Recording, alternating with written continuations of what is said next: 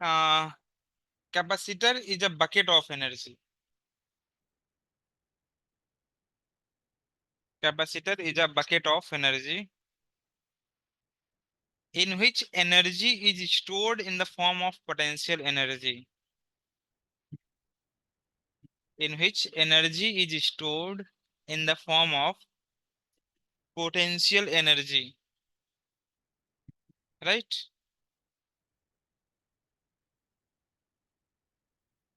और इसमें क्या बोला मैंने? Capacitor is a bucket of energy in which energy is stored in the form of potential energy.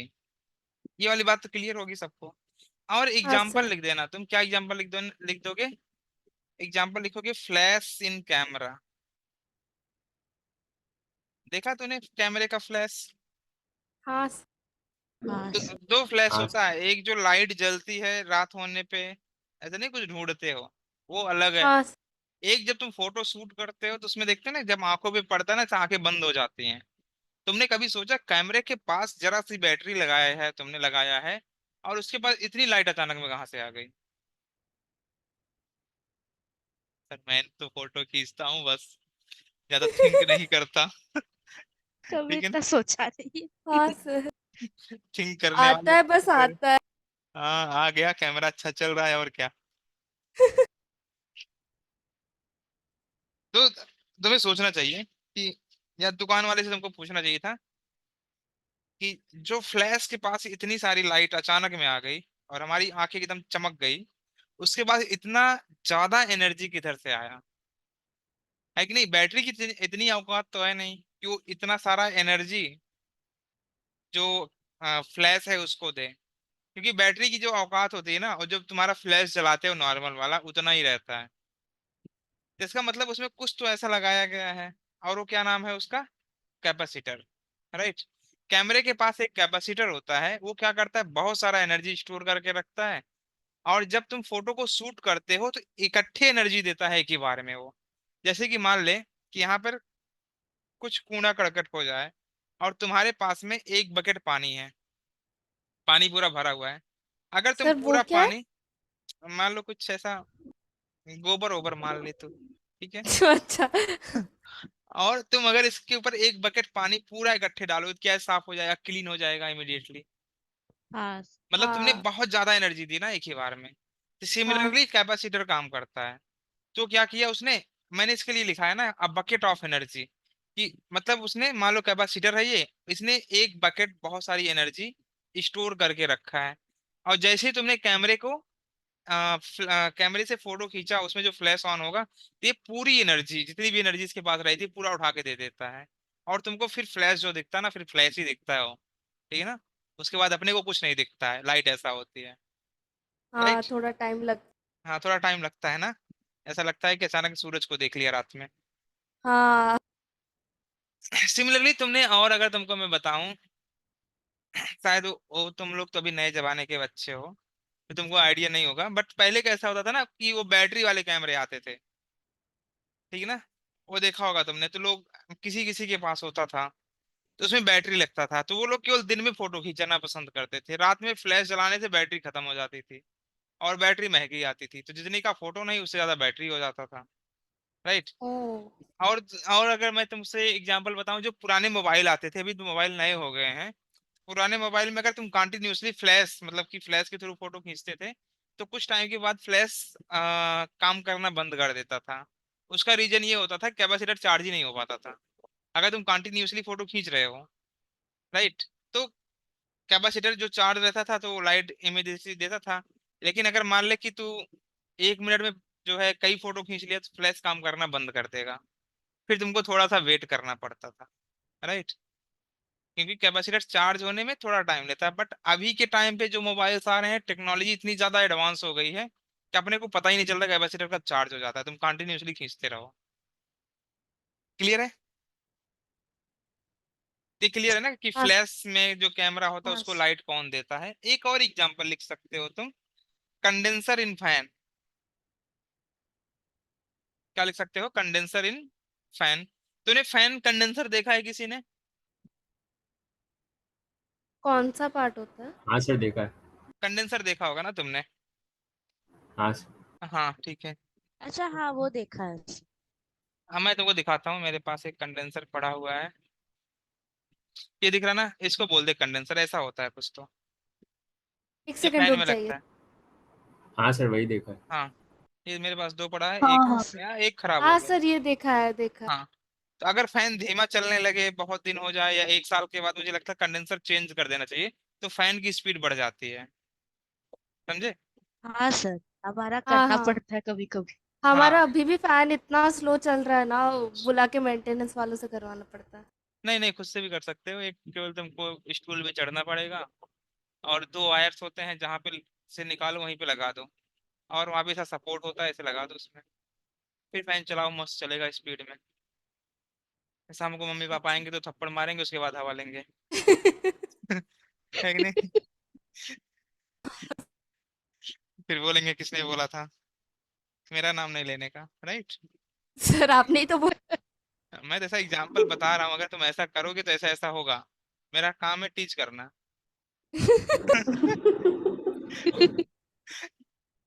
ठीक है ना? तो कंडेंसर फैन हो गया, और क्या एग्जाम्पल दे सकते हैं? और जैसे कि एग्जाम्पल, जैसे नहीं कि पहले तुमने ये जो स्कूटर होता है तुमने देखा होगा, इसमें लोग किक मारते हैं। हाँ, नहीं चलता है तो वो ठीक है ना? एक्सेलरेटर से नहीं चलता। हाँ, तो किक मारने का क्या मतलब हुआ कि जब तुम किक मार रहे हो तो जो मोटर है उसको तुम इनिशियली टॉर्क प्रोवाइड कर रहे हो। उसके बाद लोगों ने बोला कभी इसमें सेल्फ आ गया, एक बटन दबाओगे गाड़ी स्टार्ट हो जाएगी या हाँ, स्कूटर हो स्टार्ट हो जाता। जाए, राइट? तो वहां पे भी शायद, वहां पे भी क्या लगा होता है, कैपेसिटर लगा होता है। कैपेसिटर का क्या काम होता है, एक ही झटके में बहुत एनर्जी दे देना, और उसको इनिशियल टॉर्क प्रोवाइड कर देना। क्योंकि अगर तुम ऐसे समझो, जैसे साइकिल है, तुम साइकिल चलाते हो, राइट? साइकिल को इनिशियली अपने को ज्यादा फोर्स लगाना पड़ता है उसको एक्सिलरेट कराने के हाँ लिए। सर। उसके बाद हाँ जब एक बार चल जाता है और रिलेटिव मोशन स्टार्ट हो जाता है, साइकिल स्मूथली चलने लगती है। ठीक है ना? अगर रास्ता प्लेन है, ऐसा नहीं तुम ऊपर चढ़ा रहे हो, और संदीप सर ने ऐसा बोला था, तो वो नहीं। क्लियर है ना? तो बेसिकली इनिशियली हमें थोड़ा सा ज्यादा एनर्जी देनी पड़ती है किसी चीज को स्टार्ट करने के लिए, तो काम कौन करता है? कैपेसिटर। और तुम याद करो, मैंने तुमको आ, ये जो चैप्टर था अपना, कौन सा चैप्टर था रे? चैप्टर ही भूल गया मुझे। हाँ, इलेक्ट्रोस्टैटिक्स पार्ट 2। उसमें मैंने तुमको एक डायग्राम बनाया था और बोला था कि जैसे ही मैं कैपेसिटर स्टार्ट करूंगा, इसका यूज इमीडिएटली आएगा, सेल्फ पोटेंशियल एनर्जी जिसको बोला था, और तुमने हंसना शुरू किया था। Resistance R, right? हाँ हाँ। तो ये मान लो तुम्हारे पास में एक कंडक्टर है। तुमको अभी याद आ जाएगा मैंने क्या बोला था।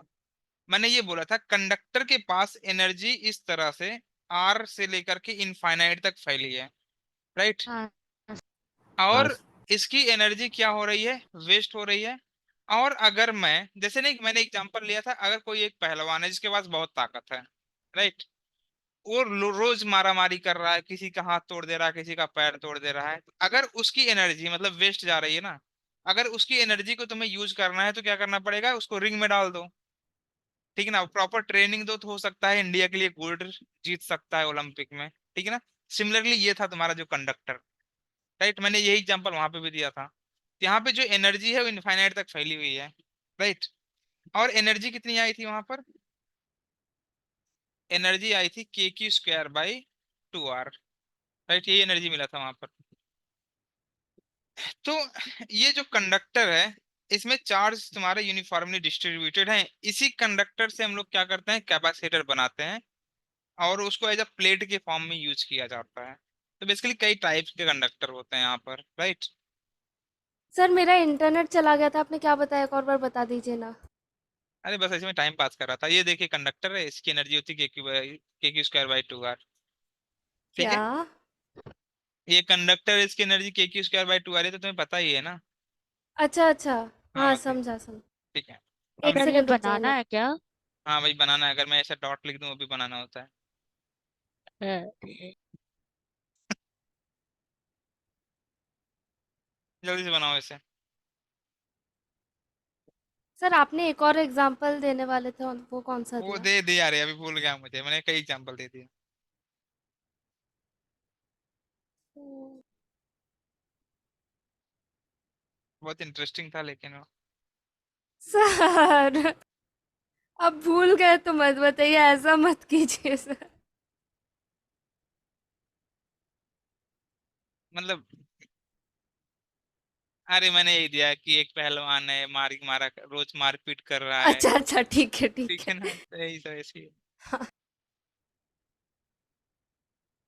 हाँ इसमें लिखोगे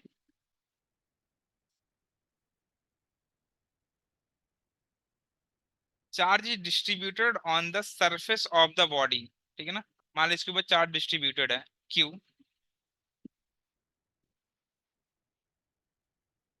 charge is distributed on the outer surface of the body, ऐसा ही लिख सकते हो। And we want to confined its energy, and we want to confined its energy.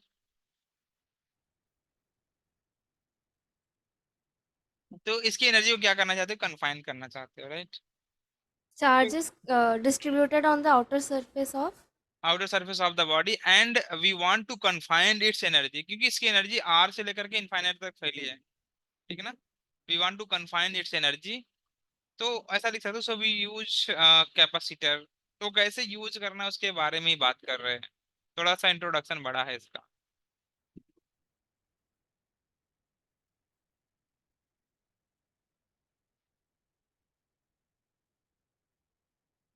और एक आगे एक लाइन लिखोगे, next point. When a conductor is charge, when a conductor is charge,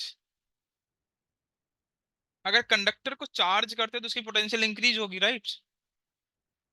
तो वही चीज हाँ लिखा हाँ रहा सर। हूँ। Sir. When a conductor is charge its potential increases।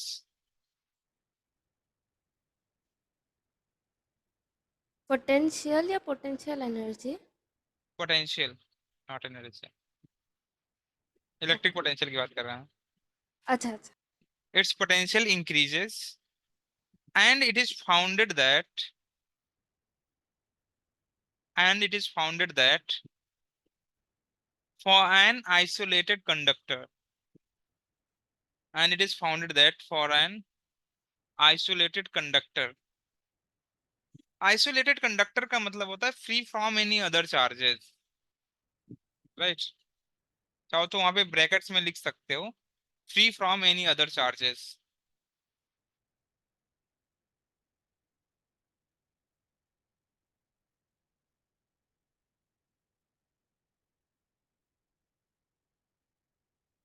आगे लिखोगे the potential is proportional to charge given to it.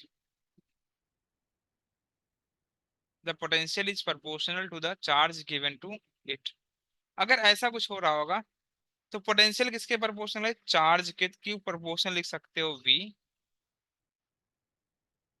Right. तो यहां से क्या हो जाएगा, Q by V equal to होता है कांस्टेंट। ये लिख सकते हैं ना अपन ऐसे। जब भी प्रोपोर्शनलिटी लगी होती है तो इक्वल करके कांस्टेंट लिखना होता है। और यहाँ पे कुछ ना कुछ कांस्टेंट की वैल्यू होती है, जिसको यहाँ पे मान लिया कांस्टेंट है सी। कांस्टेंट को क्या मान लिया मैंने, सी। अब यहाँ से तुम देखो बहुत ही चमत्कारी रिजल्ट आएगा एक। Q by V equal to किसके हो जाएगा, सी के। क्यू बाई वी किसके बराबर हो गया, सी के। और इस सी को बोला जाता है कैपेसिटेंस। या एक रिजल्ट और लिख लो चाहो तो ऐसे ही, क्यू इक्वल टू वी सी। इससे भी अपने को याद रहता है, सी भी लिखो ज्यादा बेटर है। Q equal to C V. Q किसके बराबर हो जाता है, सी वी के। और जहां पर सी को बोलते हैं, सी को क्या बोला जाता है, कैपेसिटेंस। ये वाली बात क्लियर है सबको। हाँ सर। हम्म। हाँ सर। अब तुम याद करो करंट इलेक्ट्रिसिटी। मैंने वहां पर भी एक चीज रिपीट किया था कि जो रेजिस्टेंस होता है वो डायमेंशंस पे डिपेंड करता है, सिमिलरली कैपेसिटेंस। उसके बाद तुम्हारा म्यूचुअल इंडक्शन आएगा, सेल्फ इंडक्टेंस इंडक्शन आएगा।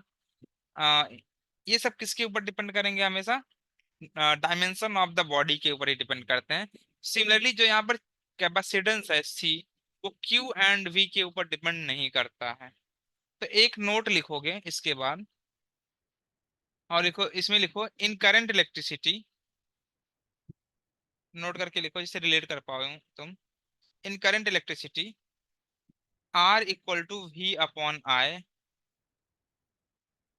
And capital R equal to rho L by capital A, right. And capital R equal to rho L by capital A.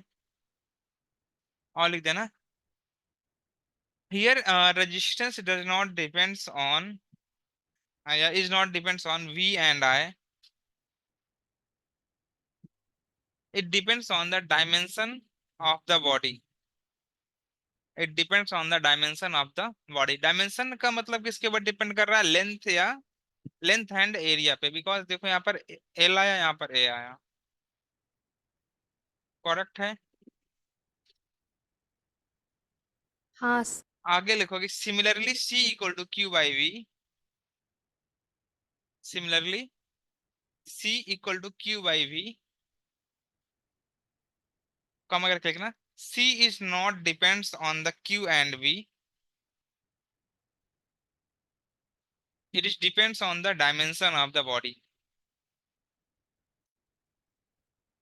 It is depends on the dimension of the body. एक और line लिख देना C is a capacitance is the scalar quantity. ये scalar quantity, इसकी unit क्या होगी? Unit of C।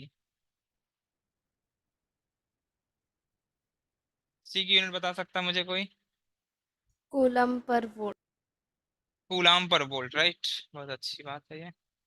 Because C equal to होता है Q बाई V, तो Q इज द चार्ज, जिसकी यूनिट हो जाएगी कूलम। और पोटेंशियल, इलेक्ट्रिक पोटेंशियल की यूनिट क्या होती है? वोल्ट। तो कूलम पर वोल्ट, कूलम को कैपिटल C से रिप्रेजेंट करते हैं, या फिर इसको प्यार से बोलते हैं फैराड। और फैराड को रिप्रेजेंट किया जाता है कैपिटल F से। क्योंकि तुम कोई भी कैपेसिटर अगर देखोगे ना, तो उस पे जो मार्किंग होती है वो माइक्रो फैराड में होती है। तो 1 माइक्रो फैराड, तो बेसिकली हम लोग यहाँ पे जो यूनिट यूज करेंगे हमेशा माइक्रो फैराड यूज करेंगे। तो 1 माइक्रो फैराड इक्वल टू होगा 10⁻⁶ फैराड, राइट। तो क्यों करते हैं वो तुम्हें समझ रहा होगा, क्योंकि अगर 1 माइक्रो फैराड में 10⁻⁶ फैराड है, तो अगर तुम 1 फैराड यूज करोगे मतलब बहुत ज्यादा एनर्जी स्टोर कर लेगा वो। तो तुम जनरली जो फैन के कैपेसिटर होते हैं तो देखोगे 3.15 माइक्रो फैराड इस तरह से होता है, मतलब बहुत कम, राइट। तो माइक्रो में ही दिया होता है। बात समझा? 1 फैराड तो बहुत ज्यादा हो जाएगा। तो इसके लिए जो भी यूनिट यहाँ पे यूज की जाएगी वो माइक्रो में यूज की जाएगी। ये ठीक है। नेक्स्ट हेडिंग तुम्हारा पड़ेगा कैपेसिटेंस ऑफ स्फीयर।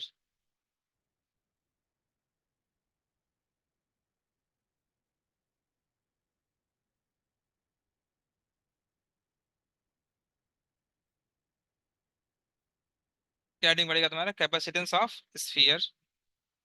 अब इसमें देख, मान लो तुम्हारे पास में एक मस्त स्फीयर है ऐसा। एक स्फीयर ले लो, एंड इस स्फीयर की जो रेडियस है वो है कैपिटल R। इसके ऊपर जो चार्ज है वो है कैपिटल Q। ये क्या तुम्हारा, ये तुम्हारे पास में है एक स्फीयर। चार्ज कितना बोला मैंने? Capital Q। अच्छा, पोटेंशियल कितना होगा इसके सरफेस पे अगर चार्ज के कैपिटल Q क्यू है? By R. KQ/R। तो जो इलेक्ट्रिक पोटेंशियल आएगी सरफेस पे, या इक्वी पोटेंशियल तरह तरह बिहेव करे, कहीं पे भी निकालोगे तो कितना आएगा? KQ/R। ये इलेक्ट्रिक पोटेंशियल आ गया। ओके। और तुमने पढ़ा है बचपन में C इक्वल टू होता है Q/V, राइट। और V को यहाँ पे पुट कर सकते हो तो क्या मिलेगा तुमको? Q/KQ/R। Q ने Q को मार दिया, और K तुम्हारा वही है 1/4πε0 इंटू R। बस समझा? ये बहुत ही इंपॉर्टेंट रिजल्ट है, मार्क कर लेना। इस पे क्वेश्चंस पूछे जाते हैं। जस्ट रेडियस दे देंगे, एक स्फीयर की रेडियस इतनी है, आप कैपेसिटेंस बता दो। बस समझा?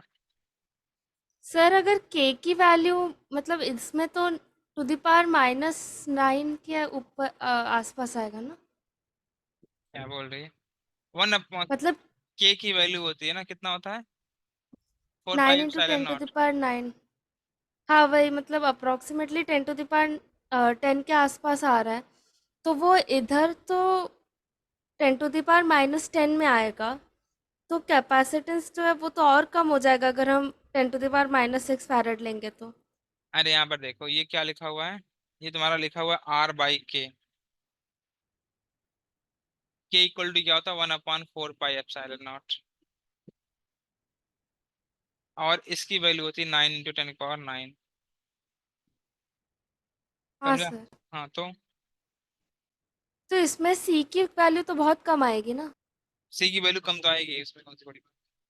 तो अगर सी इतना कम आया तो 1 फैराडे कितना, वन फैराडे कितना, 1 फैराड कितना हो? इसके लिए तो बोल रहा हूँ, इसके लिए माइक्रो में यूज किया जाता है उसको। वो तो और कम नहीं हो जाएगा? तो वैल्यू उसकी बहुत कम रहती है, ऐसा नहीं तूने बहुत ज्यादा यूज कर दिया।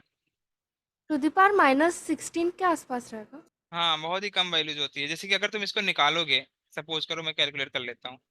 एप्सिलॉन नॉट की वैल्यू क्या होती है, 8.85 × 10⁻12। 10⁻12। यूनिट क्या होती है इसकी, कूलम स्क्वायर पर न्यूटन मीटर स्क्वायर। हाँ। हाँ सर। ओके। और पाई की वैल्यू तुम्हें पता है, आर को ले लेता हूँ मैं 1 मीटर, रेडियस सपोज कर 1 मीटर ले लेते हैं, बहुत ज्यादा। राइट, तो अभी सी कितना आ जाएगा यहाँ से, सी तुम निकालोगे तो हो जाएगा 4π × 8.85 × 10⁻12। एंड रेडियस मैंने 1 मीटर लिया, इसको मैं कैलकुलेट कर रहा हूँ। जस्ट वैल्यू को डालना है कैलकुलेटर में, तुमको आंसर मिल जाएगा। पाई कैसे लिखते रहे, 3.1। 3.1। Multiplied by 8.85। ओके, ये आ जाएगा 112.21 इंटू 10⁻12। राइट, तो इसको मैं लिख सकता हूँ, क्या लिख सकता हूँ मैं, 1.12 इंटू 10⁻−10। हाँ सर। ये इतना फैरड है, ये फैरड में है ना आंसर। और हाँ। अगर इसको माइक्रो में कन्वर्ट करोगे तो कितना हो जाएगा ये, 1 माइक्रो फैरड में कितना होता है, 10⁻6 फैरड ना। हाँ सर। हाँ सर। तो कितना होगा बता, 10⁻16 10⁻−16। 16। माइक्रो, इतना कम? एक रेडियस भी तूने जानता ले लिया, 1 मीटर है। हाँ। क्योंकि मैंने बोला ना कि जैसे कि ये हमारे पास में एक कैपेसिटर पड़ा है, तो इस पे का तुम मार्किंग देखोगे इसकी, तो ये दिख रहा हो तुमको, दिख रहा है ना तुमको, 3.12 लिखा है ऐसे। हाँ सर। हाँ तो दिख रहा है three sir. Point one two का वन क्या फाइव मतलब, लिखा है। हाँ 15 लिखा है, ठीक है। 3.15 का मतलब क्या हुआ, 3.15 इंटू 10⁻6 फैरड। और इसमें प्लस माइनस -5% भी लिखा है, जिसका मतलब कि कुछ टॉलरेंस होगा, जैसा कि मैंने तुमको बताया था उसमें। टॉलरेंस 5% है, मतलब ठीक कैपेसिटर है। अब सिल्वर का है। हम्म, फिर वो सिल्वर का बना है ना, टॉलरेंस का वो वायर। कैपेसिटर का तो मुझे नहीं पता, वो उसका ही होता है यहाँ पे भी, जो भी हो सिल्वर उलोर करके। मतलब टॉलरेंस 5% है, मतलब ज्यादा एरर नहीं है। ऐसा 20% होता, 15% होता, तो टॉलरेंस ज्यादा रहता। राइट, तो इतना चलता है, ठीक है। तो ये कुछ चीजें समझ आ रही तुमको, इसकी वैल्यू देख हाँ रहे हो सर। ना कितना जाता है, और इसकी पावर भी देख रहे हो ना, जैसे कि ये कैपेसिटर है, इसकी पावर बहुत होती है। इमीडिएटली लगाओ, चार्ज करो, वहां से टच करो, मस्त लाइट लगती है। राइट। हाँ। हाँ, हाँ। चलो आगे बढ़ेंगे। लिखोगे, capacitance can be defined as the capacity to hold the charge. Definition लिख देना इसकी, capacitance is defined as the capacity to hold the charge.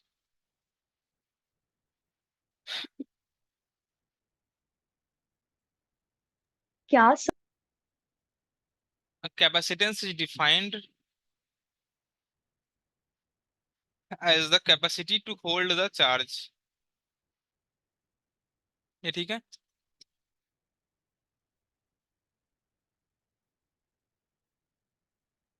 Sir.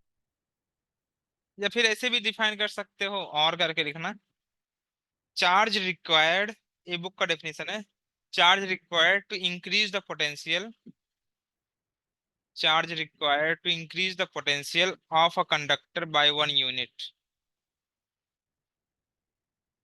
Charge required to increase the potential of a conductor by 1 unit.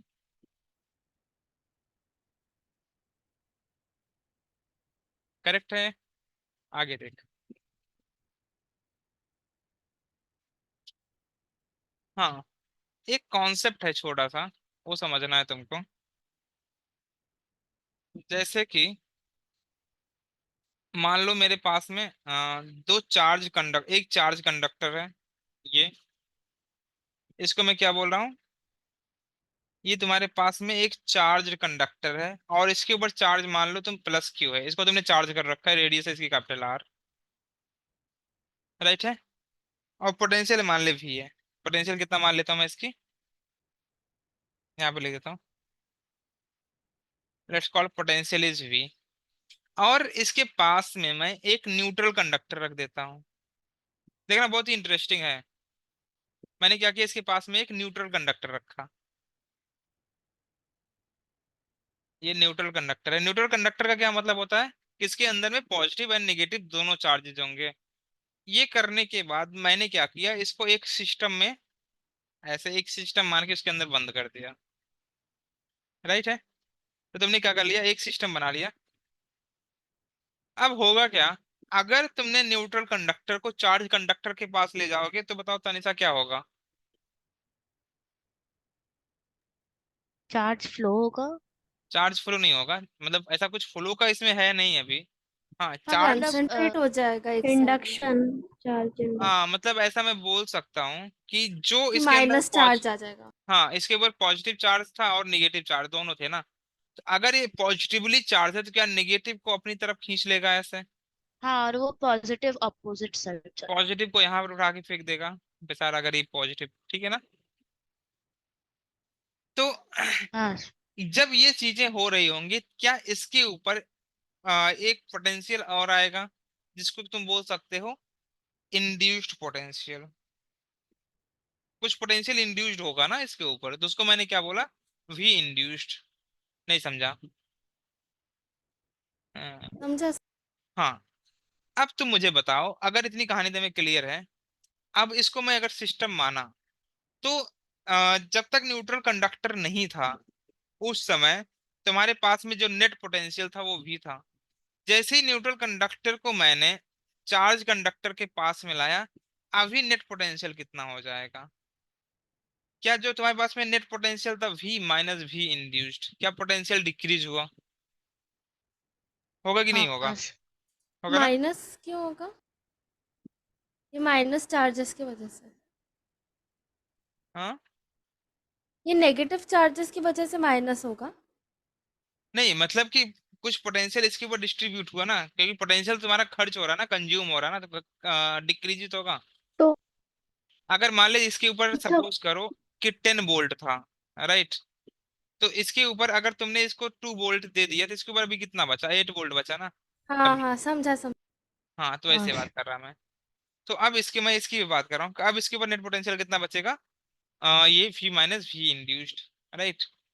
तो मतलब potential क्या हुआ, basically potential क्या हो गया हमारे पास में, डिक्रीज हो गया, पोटेंशियल इज डिक्रीजिंग, डिक्रीज हुआ।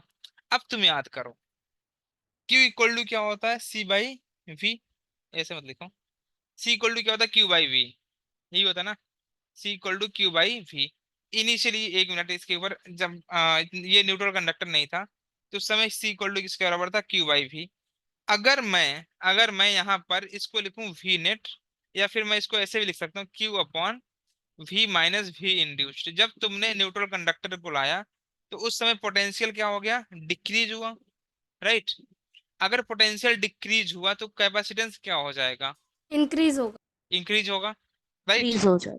अब फिर मेरे दिमाग में आया एक और, मैंने क्या सोचा, न्यूट्रल कंडक्टर रखने से बेटर है कि मैं यहाँ पर एक निगेटिवली चार्ज कंडक्टर रख दूं, तो ये जो तुम्हारा नेट पोटेंशियल है इसके ऊपर क्या वो टेंड कर जाएगा जीरो, और कैपेसिटेंस और ज्यादा इंक्रीज हो जाएगा। इनफाइनाइट बेंड कर। ठीक है ना, इनफाइनाइट नहीं हो, जस्ट टेंड हाँ करेगा जीरो, राइट। उस सिचुएशन में हाँ कैपेसिटेंस बहुत ज्यादा इंक्रीज होगा। पहले ये डायग्राम बनाओ, फिर मैं दूसरा वाला बनाता हूँ।